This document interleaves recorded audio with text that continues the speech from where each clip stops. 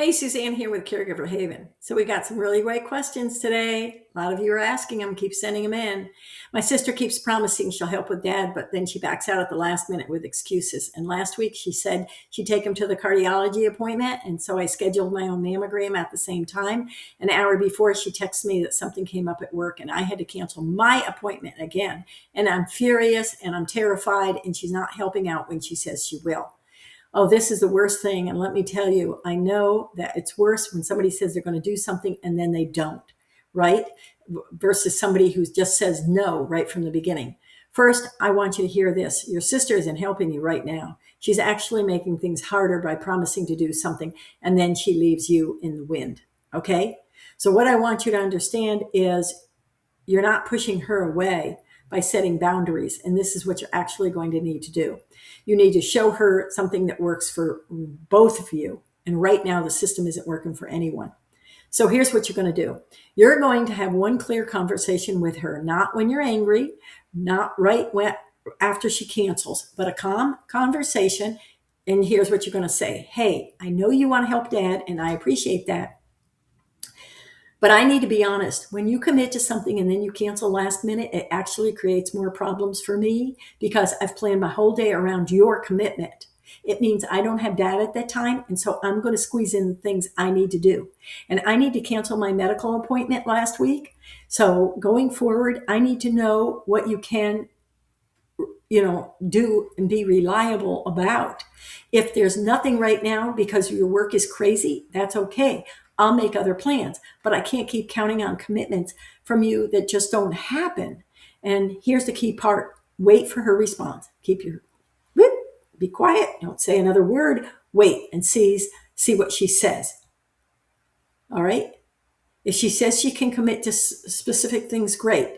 But you're going to add this, perfect. And if something comes up and you need to cancel, I'm going to need 48 hours notice so I can make backup plans. If that happens more than once, I'm going to assume you can't help right now and I'll arrange other coverage. This isn't me being mean. It's me being realistic because I can't manage without you when you make these commitments. And here's the hard truth that you need to know. All right. If she stops helping altogether because you asked for reliability, she wasn't really helping in the first place. She was performing, and you can't build a sustainable care plan around a performance. It's got to be reality. All right. Also, I might want you to think about this differently. Instead of seeing her as your only help, start seeing her as unreliable help that you can't count on. And once you accept that, you can start building real backup plans. Maybe that's a neighbor who can drive dad to the appointment. Maybe that's hiring a patient advocate. Think of it like a football team. If the quarterback gets injured, is there a second string quarterback or a third string quarterback? Maybe asking dad's doctor to do a telehealth on some of these visits. The biggest mistake that I see family members do is they make holding onto hope that a family member is going to show up differently than what they've proven in the past. Insanity is doing the same thing over and over again and expecting different results. This person is not capable of being there for you. So just forget it. And one more thing, get your mammogram scheduled because you need it. Don't wait. All right. You need to get that scheduled, and you are right to schedule it when somebody else has taken care of your loved one, your dad or your mom. Okay. Now for the second question. Let's go ahead and see what this one is. But setting these boundaries is not a bad thing. They're guardrails, and you got to put them in place. You can't just keep scrambling at the last minute. All right, question number 2. I finally snapped at my brother during Sunday dinner. And what happened is I told him he was useless and that showing up once a month to eat mom's pot roast doesn't count as helping. And now he's not speaking to me. Mom is crying and saying I totally ruined the family. And my wife thinks I should apologize. But here's the thing. I am not sorry for what I said. I meant every word of it. Did I screw up beyond repair? Or is there a way to fix this without taking back what I said? Well, okay. First of all, I get it. You've been holding this in for months, years, and you finally exploded. And you know what? We're human. We're going to do this. And honestly, sometimes the explosion is the exact thing that the family needs to wake up and see what's going on. But here's where we are right now. You said true things in every way that hurt people. And now everyone's focused on how you said it instead of what you said, right? How you said it instead of what you said. That's frustrating, but it's also fixable. Here's what you're not going to do. You're not going to apologize for being overwhelmed or needing help. You're not going to take back the truth about feeling alone in this caregiving situation. Those feelings are valid and they're real, okay? It's how you said it, not what you said. So don't apologize for what you said. But here's what you are going to do. You're going to apologize for the delivery. For the delivery. There's a big difference between I'm sorry I told the truth and I'm sorry I said it in the way that hurt you. So call your brother. Don't text. Call your brother or go meet with your brother. Sit down, have a cup of coffee, and say, something like this. Say, hey, I'm sorry I blew up at Sunday dinner. That wasn't the right time or place, and I shouldn't have called you useless. That was harsh. But I need you to hear what was underneath that anger. I'm drowning. And pause. Say it slowly. I'm taking care of mom basically alone, and I can't keep doing it. When you show up once a month for dinner, it hurts me because I actually need help, not just company. I need help. And then this is important. You're going to be very specific about what you need, not vague, help more stuff. Okay? Specific tasks. I need someone to take mom to her Tuesday physical therapy appointments. I need someone to pick up her prescriptions every week. I need one weekend a month where I'm completely off duty and you're in charge of mom's care. Can you commit to any of these things? Give him 3 choices, not just one. Which of these would work best for you? Okay, so always give an option. Always an option. So give him 3 things. If he says yes, great. Get it in writing through a text or an email so everybody's clear. If he says no or make excuses, then you're going to say, okay, I understand that you can't help with hands-on care. Here's what it costs to hire someone to cover these tasks. Can you contribute financially instead?